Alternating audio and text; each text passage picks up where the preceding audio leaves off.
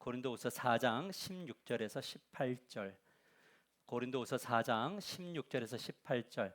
다 찾으셨으면 아멘. 우리 같이 크게 읽겠습니다. 시작. 그러므로 우리가 낙심하지 아니하노니 우리의 겉사람은 낡아지나 우리의 속사람은 날로 새로워지도다.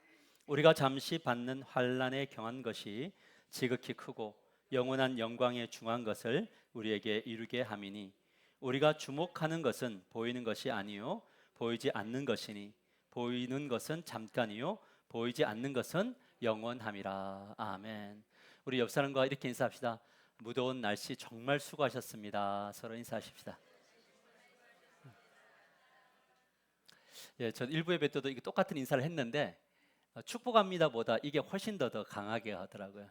여러분 정말 고생 많이 하셨고 또 하나님의 위로하심과 은혜가 늘 충만하게 임하기를 축복합니다. 어느 날 한 집사님이 저에게 찾아오셨어요. 그래서 이렇게 크림 하나를 이렇게 가져오셨더라고요. 그래서 이것이 뭐냐고 물었더니 UV 에센스라고 하는 그것을 갖다 주셨어요. 그래서 이걸 왜 갖다 줬니? 이렇게 물어봤더니 방송 나갈 때 피부를 자세히 보니까 피부가 얼룩달룩하고 점도 있고 그래서 이거 바르면 피부톤이 좀 좋게 나갈 것 같아서 가져왔습니다. 그랬어요. 그래서 나는 얼굴에 뭐 끈적끈적한 거 싫어 그랬더니 하는 말이 이거는 끈적끈적하지 않는 거예요. 그래서 제가 좀 바르고 왔거든요. 뭐 별로 표는 안 나겠지만 내가 저 그런 나이가 됐구나라는 생각이 들었어요. 옛날에는 저 얼굴이 뽀송뽀송하기도 하고 뭐 이렇게 좀 괜찮았는데 그렇더라고요. 링컨 대통령이 한 말이 있습니다. 40이 되면 얼굴에 책임을 져야 한다라는 거예요.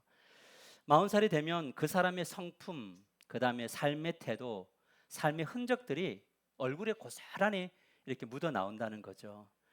가끔 거울 앞에 이렇게 서서 세월의 흔적을 참 많이 느낍니다. 물론 우리 동기들은 저에게 동안이라고 이야기하지만 뭐 기분 나쁜 거 아니죠. 이지만 그래도 세월의 흔적이 고스란히 남아 있더라고요. 여러분은 여러분 얼굴을 보면서 어떤 생각이 드세요? 거울 보시면서 예뻐요? 막 예뻐 죽겠어요? 예? 끔찍해요. 아니에요, 권사님 너무 예쁘세요. 제가 늘 이야기하지만 시대를 잘못 태어났다고요. 원래 영화배우 하셔야 될 얼굴인데 그렇더라고요. 설교를 하면서 그냥 궁금했어요. 현재 나의 얼굴은 어떻게 평가될까? 성도들에게 어때요? 그러면 뭐 괜찮아요, 다 그러거든요. 그래서 제가 요즘 이제 챗GPT한테 내 사진을 넣어가지고 내 얼굴을 좀 분석해줘라고 해서 첫 번째 사진을 띄웠어요.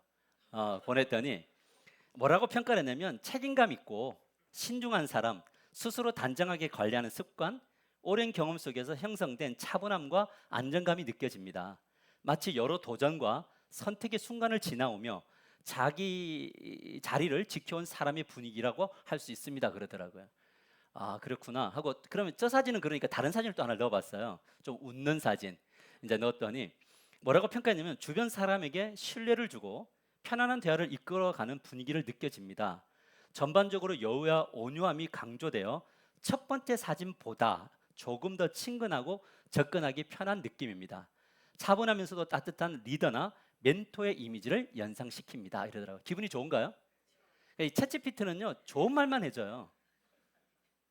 내가 설교를 다 작성하고 너 어떤 일이라고 물어보면 탁월한 설교래요.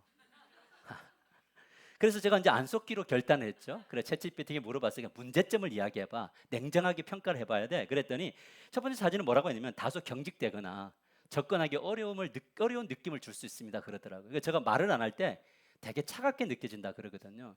근데 두 번째 사진은 뭐냐면 단호함과 권위감은 상대적으로 약해 보이는데 조금 더 편안해질 수 있을 것 같습니다. 그러더라고요. 그래서 내가 이거를 가만히 이렇게 생각을 해보니까 그렇더라고요. 저에겐 두 가지가 같이 있더라고요. 차가움과 따뜻함이 공존하고 어떤 일을 결단해야 되고 선언해야 될 때는 단호한데 또 때로는 나와서는 한정없이 약해지는 모습을 봅니다. 여러분 문제는요 보이는 얼굴이 아니더라는 거예요. 내 내면에 있는 얼굴은 평가가 안 되는 거예요. 외모는 평가를 받았는데 이 내면 안에 있는 거 누구에게 평가를 들어야 되지? 근데 이 내면의 이야기는 내면의 얼굴은 누가 제일 잘 아냐면 자기 자신이 나의 내면의 얼굴을 제일 잘 알아요. 사람들이 있을 때는 내 내면의 얼굴을 몰라요. 왜요? 꾸밀 수 있으니까요. 그런데 뭐냐면 사람들이 없을 때에는 자기만의 얼굴이 내면 안에 있잖아요. 여러분, 우리가 관심을 가져야 될 것은 무엇이냐면 내면 안에 있는 얼굴이에요. 우리 외면은 제2의 창조자, 우리 성형외과 원장님을 통해서 막 주사 놓고 뭐 필러 놓고 뭐가 있나요? 막 해서 다 팽팽하게 당길 수 있더라고요. 이마에 바람도 넣고 막 다 할 수 있는데 내면에는 안 돼요. 여러분, 이 내면, 이 보이지 않는 것은 어떻게 해야 될까? 우리는 보이는 것을 위해서 사는데 보이지 않는 이 내면은 어떻게 해야 될까? 영적인 세계는 어떻게 해야 될까? 이것이 훨씬 중요한 것은, 왜냐하면 이 내면이 우리 안에서 강력한 힘을 끌어간다는 말이에요. 여러분, 제가 이 강대상에 올라오기 전에 여기 앉아서 기도하면서 호흡 하고 저 사무실 안에서 막 하하 웃고 막 입 막 째가지고 근육을 부드럽게 해서 여기서 괜찮은 얼굴 만들 수 있어요. 그런데 나의 내면이 어떠냐는 거예요. 이 강대상을 내려와서 혼자 앉아 있을 때 너의 이 내면이 어떠냐는 거예요. 오늘은 우리 이 보이지 않는 세계에 대한 이야기를 함께 나누려고 해요. 그래서 오늘 말씀의 제목이 무엇이냐면 보이지 않는 것을 붙들라, 이렇게 정했어요. 같이 읽어봅시다. 시작. 보이지 않는 것을 붙들라. 다시 한번 더 크게 시작. 보이지 않는 것을 붙들라. 오늘 고린도전서 4장 1절을 현대의 성경으로 한번 보십시다. 잘 한번 읽어보세요. 시작. 그러므로 우리가 하나님의 자비하심으로 이 직분을 받았으니 낙심하지 않습니다. 바울은 자기의 이 직분이 누구로부터 왔냐면 하나님으로부터 왔다. 그래서 낙심하지 않는다라고 말합니다. 여러분, 지금 그러면 이 상황이 어떤 상황이냐면 낙심할 일이 있는 거예요, 없는 거예요? 그렇죠. 낙심할 일이 너무 많이 몰려오고 있는데 이 바울은 뭐라고 하냐면 난 낙심하지 않을 거야 라고 이야기를 해요. 왜냐하면 사람들이 이때 사도 바울이 너무 인기가 좋으니까, 너무 탁월한 지도자가 되니까 시기하는 사람들이 생겼어요. 그래서 사도 바울을 음해했어요. 그리고 많은 사람들이 참 신기하게도 그들의 말을 동참해서 사도 바울을 공격하기 시작했어요. 여러분, 사도 바울의 외모는 어떻습니까? 키는 1m 50언저리고요. 머리는 환하고요.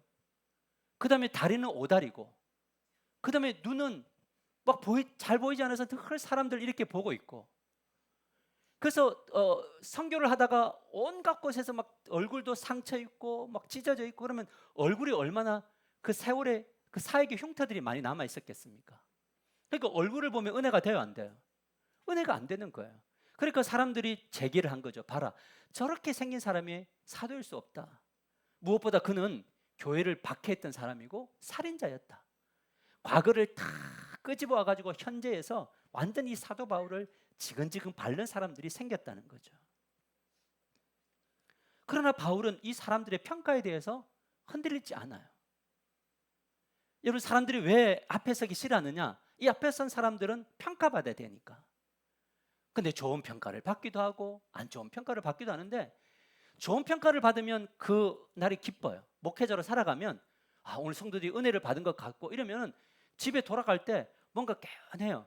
그런데 막 성도들이 여러 가지 언어로 저를 공격해 올 때는 어떤 생각이 드냐면, 집에 돌아갈 때 진짜 이거는 힘든 일이구나 라는 생각이 들어요. 근데 바울은 그들의 사람들의 시선에 흔들리지 않았어요. 왜냐하면 오늘 아까 읽었던 말씀에 뭐라고 했냐면 하나님의 자비하심으로 이 직분을 받았다는 거죠. 자비 때문이에요. 자비. 무슨 말이냐면 사도 바울은 그대로 다 인정해 버렸어요. 사람들이 너 살인자였지? 네, 맞아요. 저 살인자였어요. 너 교회를 박해했지? 네, 맞아요. 박해했어요. 그런데 하나님이 이런 나를 자비로 품어주셨어요. 그리고 너여야 된다고 하셨어요. 그래서 내가 너를 이방인의 사도로 만들겠다고 하셨습니다. 그래서 나는 여러분들이 뭐라고 하든 말든 저는 흔들리지 않습니다. 지금 그 이야기를 하고 있는 거죠. 근데 이것을 말로만 하는 것이 아니라 이 사도 바울은 그래서 항상 주목했던 게 뭐냐면 하나님이 나를 어떻게 평가하느냐가 무조건 우선순위였어요.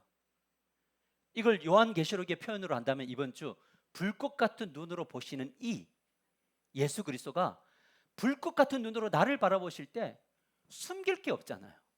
그러니까 사도 바울은 항상 어떤 삶을 살았냐면 네, 맞습니다. 때로는 아닙니다 하고 갔다가도 하나님이 설득하면 네, 맞습니다 라고 누구 앞에서? 하나님 앞에서, 사람 앞에서 정직해 버리니까 뭐가 되느냐? 그는 흔들리지 않고 더욱더 발전된 모습으로 살아갔다. 그래서 이것을 삶으로 증명했는데 고린도후서 4장 5절에 이렇게 말해요. 우리는, 바울과 함께 동력자는, 우리는 우리를 전파하는 것이 아니라 오직 그리스도 예수의 주되신 것과 또 주 예수를 위하여 우리가 너희의 종된 것을 전파함이라, 이렇게 이야기해요.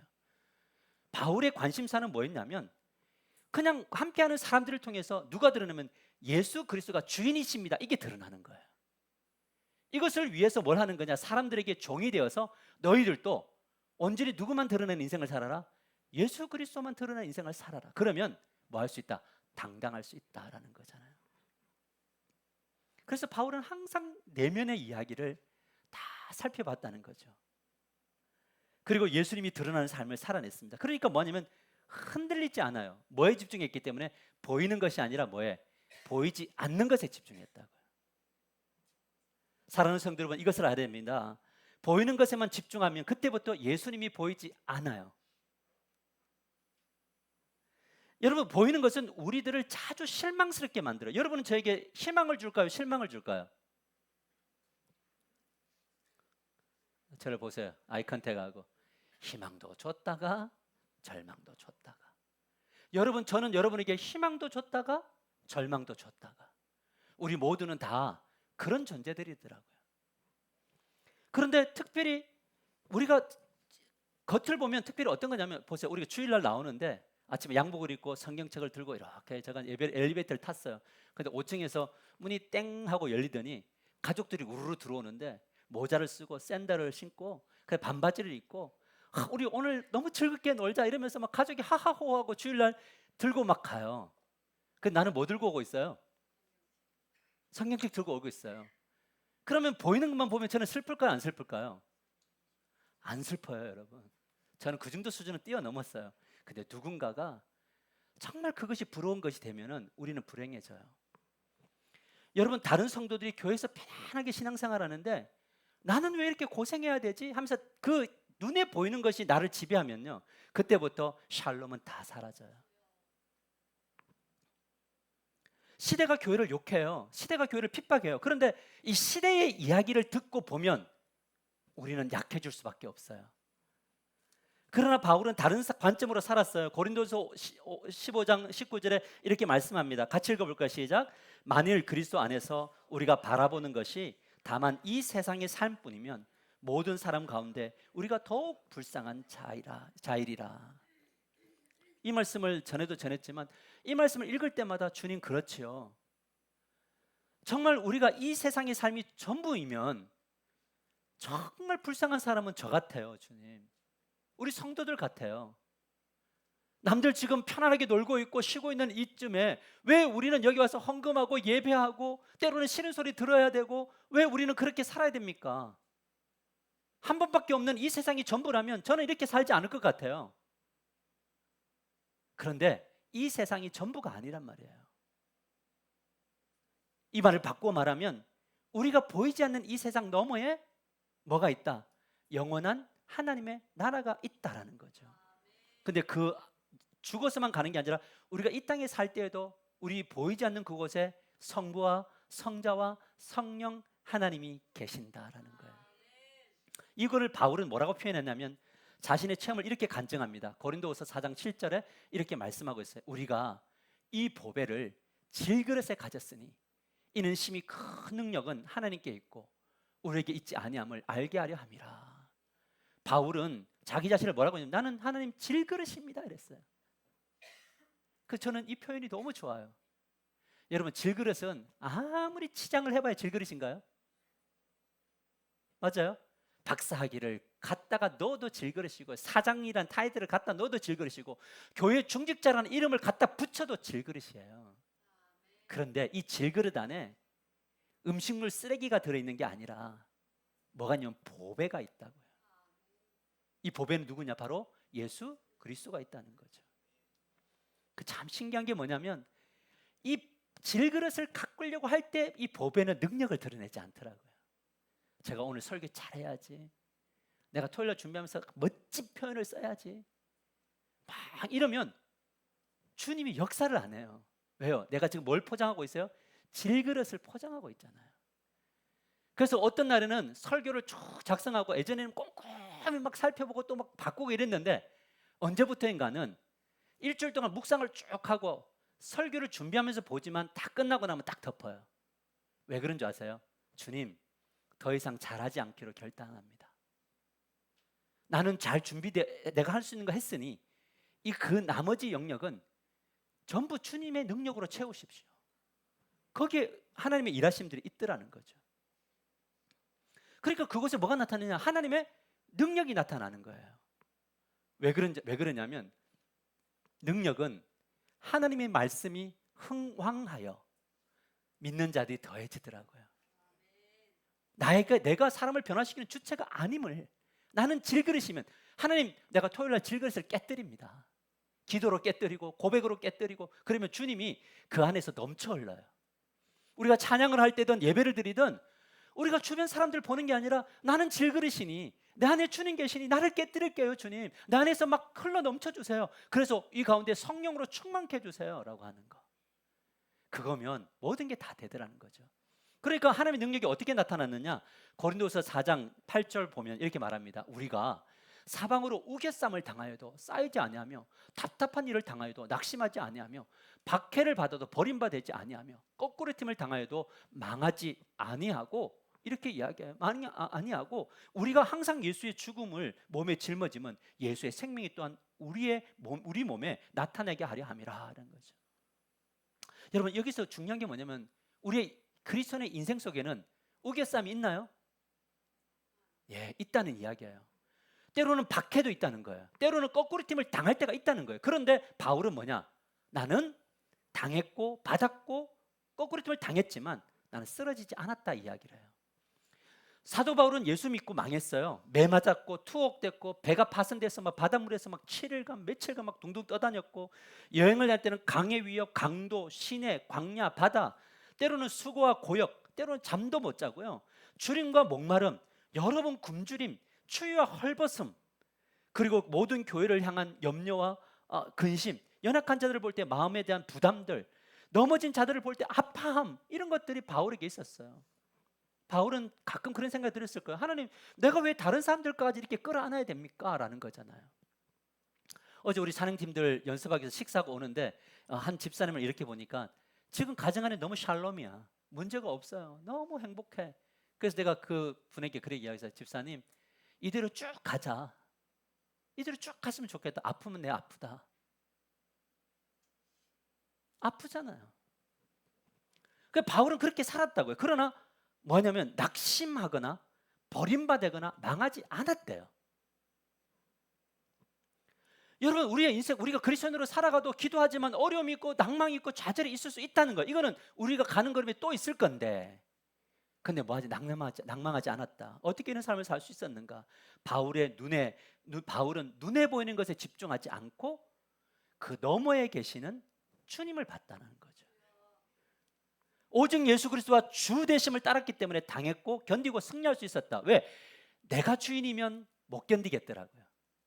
우리 교회 제가 주인이면 견디겠나요? 못 견뎌요. 여러분이 이 교회 주인이면 못 견딥니다. 여러분의 가정의 주인이면 가정 못 견딥니다. 그런데 우리의 모든 삶의 주인은 주님이십니다. 그럼 뭐냐? 주님이 보여주시면 가고 또 가고, 결론은 열매는 누가 맺고? 예수 그리스도가 열매 맺고.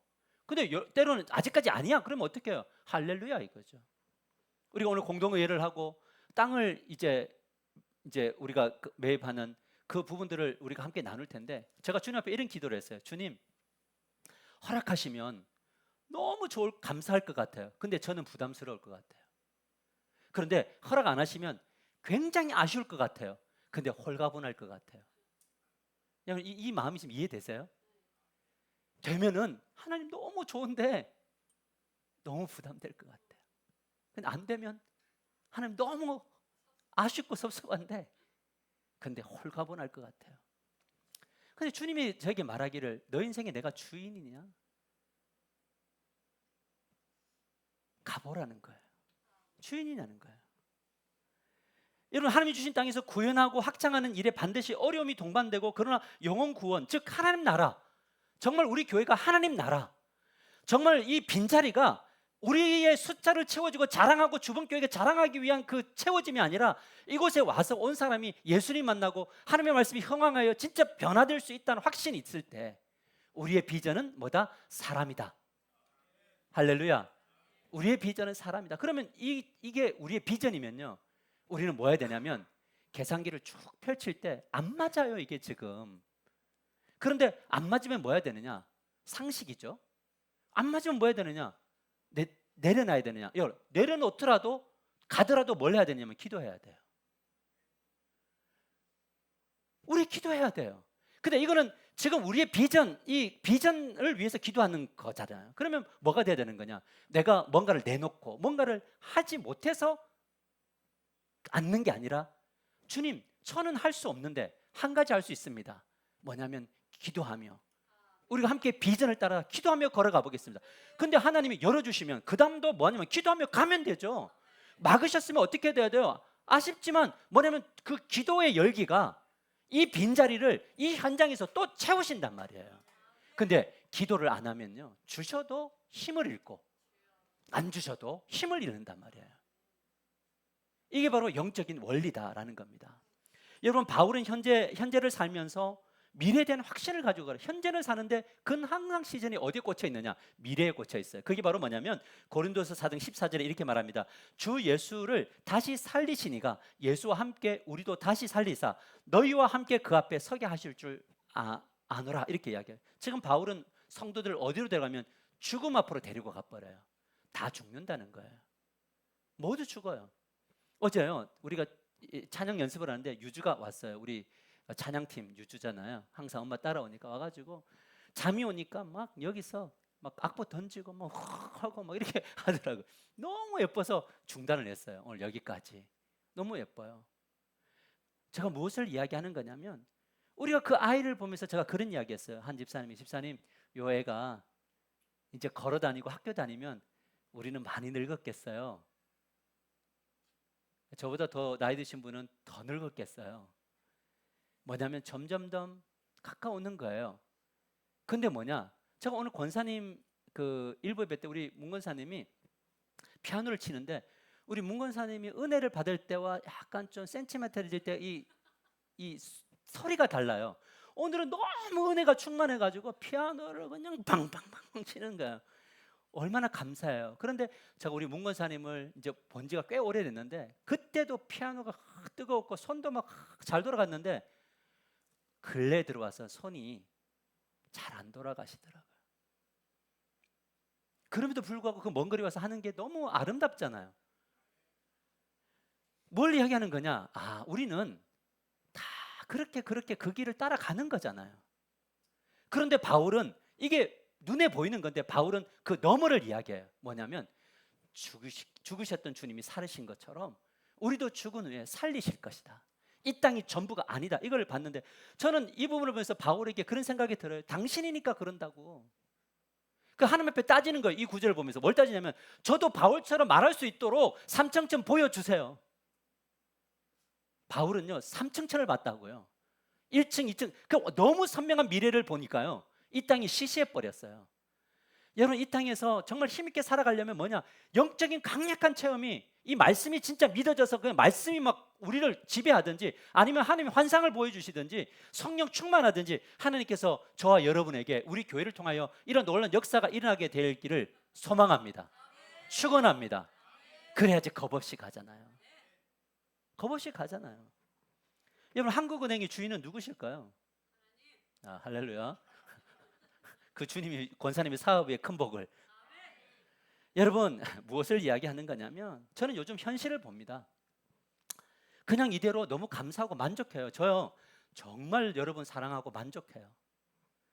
저는 우리 교회가 너무 좋아요. 이대로 안주하고 싶다는 마음이 너무 종종 들어요. 그러나 하나님은 자꾸 저를 현실 너머로 보게 해요.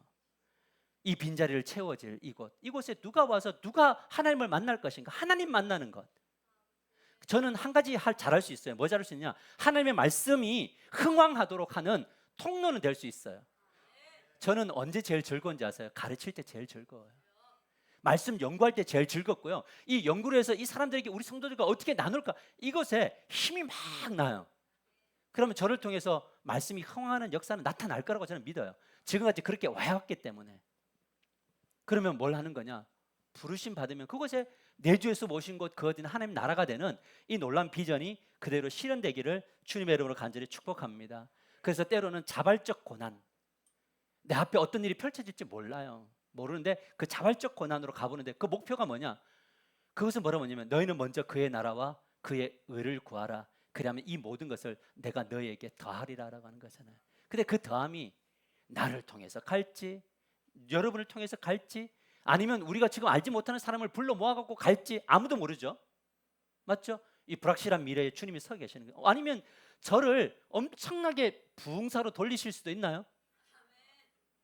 막 한 달에 막 여러분 저 얼굴 못 볼, 주님만 볼 수 있을 만큼 하나님이 돌려서 건축하게 하실지 누가 알아요?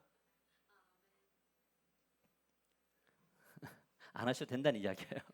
고린도서 4장 15절에 이렇게 말합니다. 자, 이 모든 것이 너희를 위함이니 많은 사람의 감사로 말미암아 은혜가 더하여 넘쳐서 하나님께 영광을 돌리게 하려 함이라. 이렇게 얘기해요. 이 모든 것이 누구를 위한 거죠? 너희를 위한 거다라고요. 목자 목녀들이 섬기는 게 뭐 때문에? 목원들을 위함인가요? 우리 부모가 자녀를 섬기는 게 자녀를 위한 건가요? 다 누군가를 위한 삶을 우리는 살도록 구원받은, 우리 찬양팀들이 와서 찬양하는 것 여러분들 위한 건가요? 맞죠? 하나님께 영광이지만 여러분들과 함께 찬양하려고 모인 거잖아요. 여기에 뭐가 냐면 그래서 누구를 영광? 하나님께 영광. 할렐루야. 어떻게 이 지점에 섰느냐? 자, 오늘 이게 제일 중요해요. 어떻게 바울은 이 지점까지 이르렀느냐라고 이야기할 때 그 답을 고린도서 4장 16절에 이렇게 말합니다. 같이 읽읍시다. 시작. 그러므로 우리가 낙심하지 아니하노니 우리의 겉사람은 낡아지나 우리의 속사람은 날로 새로워지도다. 할렐루야. 저에게 꿈이 하나 있어요. 뭐냐면요, 저는 은퇴하는 마지막 설교가 여러분의 영혼을 완전히 뒤집는 말씀이기를 원해요. 왜? 인생을 살아서 그 깊이가 겉사람, 이 겉사람이 뭡니까? 이 겉사람은 이 육체가 점점 쇠약해지는 거잖아요. 제가 있잖아요, 이제 50대 중반이 되니까 어떤 게 들으냐면, 저보다 나이 많으신 분들 이해해 주십시오. 그러니까 뭐냐면 걸음걸이를 걸을 때 막 힘있게 걸었는데 어느 날 살짝 움직이는데 한 번도 생각하지 못했던 나의 몸의 움직임이 있는 거예요. 아, 몸이 늙어가고 있구나, 쇠퇴하는 거구나, 그걸 느끼는 거죠. 그래서 우리 아내가 저에게 그런 이야기해요. 이제 찬양은 좀 내려놓으시면 어떻겠냐고. 그 왜 그러니까 박자가 안 맞는데요. 그 나도 인정하는 바예요. 맞아, 그렇지. 박자가 안 맞아. 엇박자가 왜 이렇게 많은 거야? 박자가 안 맞아요. 근데 사람들이 자꾸 이 겉사람에게 집중을 한단 말이에요. 근데 이게 틀린 것은 아니에요. 저는 여러분들이 제2의 창조주를 만나든 뭐 어떻게 하든 예쁘게 꾸미고 하는 것들에 투자하십시오. 하고 있는데 아멘 왜 안 하세요? 하세요. 미장은 좋은 데 가시고 하세요. 그런데 더 중요한 게 뭐냐? 속사람이에요. 속사람. 이 속사람이 뭐냐면 이 속사람은 거듭난 본성이에요. 다시 말하면 우리 몸이 영혼과 마음, 그리고 몸으로 이렇게 마음이 영혼을 이렇게 감싸안고 있고 육신으로 되어 있는데, 성령이 영혼을 건드려요. 말씀으로. 그럼 마음이 뭐냐면 변화가 돼요. 세속적인 마음이 이 세대의 패턴을 따르지 않고 마음이 새롭게 된다고요. 그러니까 몸이 어떻게 되느냐? 움직이는 훈련을 통해서 몸이 정말 하나님이 기뻐하시는 삶으로 가게 되었단 말이에요. 그러니까 속사람이 회복된 사람은 항상 어떤 이야기를 하느냐? 하나님의 말씀과 하나님의 살아계심을 가지고 이야기를 해요. 근데 겉사람은 어떤 이야기 하느냐? 그냥 세상적인 이야기예요. 그래서 우리는 어떤 사람이냐면 속사람이 굉장히 강화되어진 사람이어야 돼요. 그래야지만이 뭐 어떻게 되냐면 주변이 함께 하나님의 나라가 됩니다. 할렐루야. 여러분, 제가 설교할 때 늘 안 되는 이야기하면 어떨 것 같아요? 여러분, 우리가 주님을 믿고 걸어가긴 하지만 기도한다고 해서 다 되는 건 아닙니다. 여러분, 예배 우리 정말 뜨겁게 드리지만 예배한다고 다 되는 거 아닙니다. 목사 아무것도 아닙니다. 저 설교 신경 쓰지 말고 저는 제 일 할 테니까 여러분 하시고 우리 각자 이야기합시다. 우리 다음 세대 그냥 주님이 다 책임집니다. 그러면 어떻게 돼요? 좋아요? 안 되잖아요. 왜요? 석 사람이 뜨거우면 주님 이야기 해야 되거든요. 우리 주일학교 아이들 보세요. 우리 그 악기 한다고 했죠. 세팅 다 됐어요. 다음 주부터 악기 들어갑니다. 그러면 10월 달부터는 합주를 연습시킬 거예요.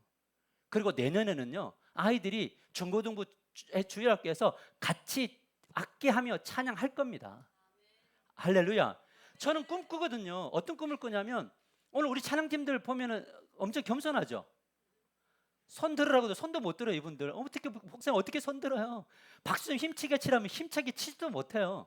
근데 저는 꿈꿔요. 뭐냐면 여기 찬양팀들이 막 손을 들고 찬양하다가, 우리 보내준 영상처럼 찬양하다가 앞에 무릎 꿇고 누군가는 기도하면서 찬양하고, 여기 있는 사람들도 손 들고 찬양하고, 찬양이 기도가 되고 기도가 찬양이 되는 이런 비전. 할렐루야. 꿈꿔야죠. 왜요? 믿음은 상상력을 잃어버리지 않는 거예요. 이것이 중요하단 말이죠. 그래서 우리가 이 속 사람이 강해지면 어떤 일이 나냐? 보이지 않는 영원한 영광을 바라보며 견딘다. 그래서 고린도서 4장 17절 이렇게 말합니다. 같이 읽읍시다. 17절 18절 시작. 우리가 잠시 받는 가벼운 고난은 그 무엇과도 비교할 수 없는 크고 엄청난 영원한 영광을 우리에게 가져다 줄 것입니다. 우리가 주목하는 것은 보이는 것이 아니요 보이지 않는 것이니, 보이는 것은 잠깐이요 보이지 않는 것은 영원함이라. 바울은 잠시 스쳐가는 것에 집중하지 않았고요, 영원의 세계에 집중했어요. 그래서 뭐냐면 이 땅에 사는 이야기, 스토리가 너무 중요하지만, 그러나 이 땅은 너무나 빨리 지나간다라는 것, 그리고 우리는 주님을 대면해야 한다는 것, 이것을 잊지 않게 되기를 바랍니다. 저는요, 가끔 만약에라고 하는 그 언어 유희에 빠지곤 합니다. 우리 막내고 저는 만약에 이걸 되게 좋아해요. 만약에 100억을 가지면 뭐 이런 거 있잖아요. 물론 생각하는데 돈 드는 거 아니니까. 근데 T들은 이게 안 되더라고요. 만약에가 어디 있냐요. 그거는 그분들이 그냥 만약에 이제 생각하는 거예요. 만약에 하나님이 나의 인생에 찾아오지 않았다면, 만약에 내가 목사가 아니라면, 만약에 내가 목사를 그만둔다면, 뭐 이런 생각을 이제 이번 주에 좀 해봤거든요. 만약에 이제 쭉 펼쳐가. 그러면 이제 만약에 이제 생각을 해보는 거죠. 하나님 나를 안 찾아주시면 나는 뭘 했지? 여러분의 믿음대로 저는 굉장히 잘 놀는 목사가 사람이 됐을 거고, 음주 가무를 즐기며 살았을 거고, 목사가 그만둔다면 뭘 해야 되지? 이런 생각들도 다 해봐요. 그런데 그럴 때 하나님이 뭐라고 이야기하면, 우리 하나님도 T가 분명하세요. 뭐라고 이야기하냐면, 만약에는 없어. 내가 너 찾아왔잖아. 내가 너 목사로 세웠잖아. 내가 너희들을 장로로, 너희를 권사로, 너희들을 안수집사로, 너희들을 하나님의 성도로 불렀잖아. 이거는 우연이 아니야. 하나님의 주권 아래서 내가 너희들을 통해서 하고 싶은 일이 있는 거야를 말씀하신단 말이죠. 그러므로 뭘 하는 거냐? 나의 시선이 여기가 아니라, 시선이 뭐냐면 그 다음 너머에 계신 하나님이 어떻게 움직이시느냐, 이거를 어떻게 움직이시느냐, 그분의 주권을 내가 어떻게 받아들일 거냐의 문제예요. 그러면 뭐냐면 오늘 나는 나의 하루를 사는 거예요. 이것이 중요해요. 그래서 우리가 앞으로 집중해야 될 것이 뭐냐? 그것은 보이는 것이 집중하지 않고 보이지 않는 것을 바라보는 훈련과 실천이 필요하다. 또한 내 안에 강하게 역사하시는 예수님을 뭘로? 주인으로 인정하자. 따라합시다. 예수님이 나의 인생의 주인이십니다. 다시 한번, 예수님이 우리 가정의 주인이십니다. 예수님이 우리 자녀들의 주인이세요. 참 이렇게 목회를 하다 보면 이 가정들마다 다 자녀들의 상황이 다르잖아요. 근데 참 흥미로운 게 뭐냐면, 너무 힘들었는데 이제 막 웃을 일로 가는 분이 있고, 너무 웃었는데 울 일로 가는 분들도 있어요. 자녀 문제 때문에. 예측할 수 없는 삶이다. 그러니까 뭐냐, 이런 걸 보면서 딱 한 가지 생각해요. 뭐냐면, 나는 나의 일을 하자. 주님은 주님의 일을 하십시오. 그러나 나의 일이 주님의 일과 다르면 막으십시오. 그러나 맞으면 밀어주세요 라는 그 고백을 합니다. 말씀을 맺으려고 합니다. 사랑하는 성도 여러분, 요즘 여러분의 시선은 어디에 고정되어 있습니까? 어디에 고정되어 있습니까? 여러분, 우리는 눈은 날마다 보는 것을 따라가려고 합니다. 사람들의 평가, 겉모습, 환경과 상황이 우리의 마음을 막 요동치게 합니다. 그러나 바울은 이렇게 고백합니다. 고린도후서 4장 18절, 이번 주에 여러분을 이끄는 말씀이 되기를 원합니다. 같이 읽어보시죠. 시작. 우리가 주목하는 것은 보이는 것이 아니요 보이지 않는 것이니, 보이는 것은 잠깐이요 보이지 않는 것은 영원함이라. 할렐루야.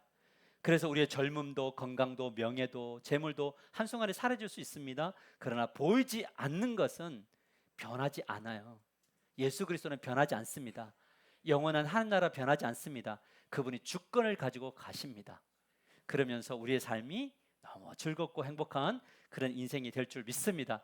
그래서 우리 한 주간 동안 정말 교회 나와서 기도도 하시고 또 우리 속사람을 말씀으로 다 갖고 나가셔서 하나님 기뻐 받으시는 놀라운 인생이 되기를 주님의 이름으로 간절히 축복합니다. 그래서 우리도 바울처럼 행복하기를. 자, 우리 생활 숙제 잘하고 계시죠?